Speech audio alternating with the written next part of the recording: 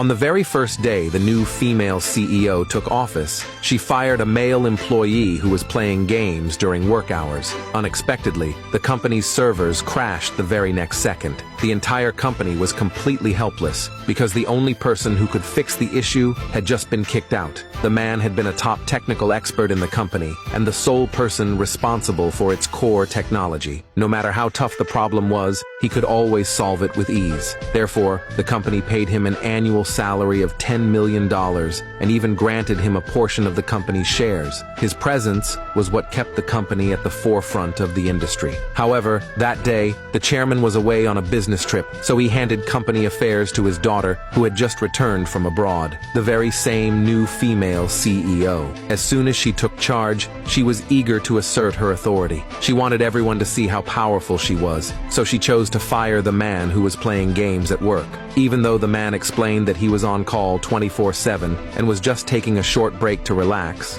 not slacking off, the CEO dismissed it as nothing but excuses. She ordered him to get out immediately. The subordinates all pleaded on his behalf, but it was no use. The man said angrily, "Even if you beg me in the future, I will never come back." Right after the man left, the company's servers crashed. The CEO urged everyone to fix the system quickly, but the staff said that the entire system had been built solely by that man. No one else could fix it. They suggested calling him back immediately, but to save face, the CEO refused. She even thought the crash was his revenge and refused to believe he was the only capable one in the company. But then a subordinate rushed in to report, "If we don't fix the system right now, the company could go bankrupt." The CEO finally panicked, but she quickly came up with a plan. She had an online friend she deeply admired, known as Master Zhao Yao. He was ranked the world's top expert in communication engineering. She believed he could solve the problem, so she sent him a message. At that very moment, the fired man received the message. That's right, he was Master Zhao Yao, but he and the CEO were only online friends, and neither knew each other's true identity. Zhao Yao quickly agreed to help and arranged to meet her in the first-floor lobby. When the CEO arrived, she thought the man was stubbornly refusing to leave. The man asked if the chairman knew he had been fired. Out of caution, she called her father, the chairman. She only mentioned she had fired someone from the tech department, without saying it was that man. But the chairman was busy in a meeting and didn't have time for her long explanation, so he told her to decide for herself. After hanging up, the CEO felt smug. She assumed the man must be insignificant, otherwise her father would have mentioned his name. The foolish woman had no idea that her father thought no one could possibly overlook the man's value, nor that his daughter would act so recklessly. Meanwhile, the man also thought the chairman had abandoned him. He angrily accused them of forgetting how much effort he had devoted to the company, how he had finally set it on the right track, and yet the chairman treated him this way.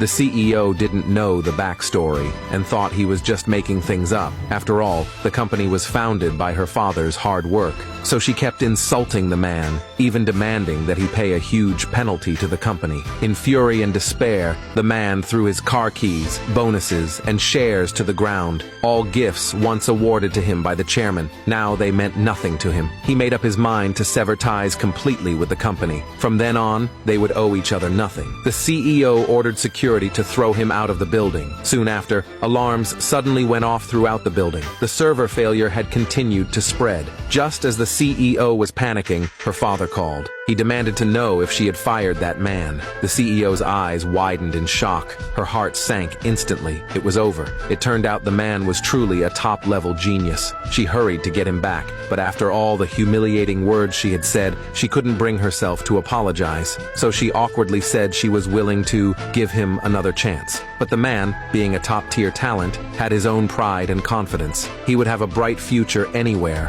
Why stay here and be humiliated? He turned to leave. The embarrassed and angry CEO immediately declared that she would use all her power to blacklist him completely, so he'd never find a job again. Just then, a woman's voice suddenly rang out, "I'll make sure this man is protected." The woman was the general manager of another company. When she heard the man had been fired, she was thrilled. She felt that even God was helping her.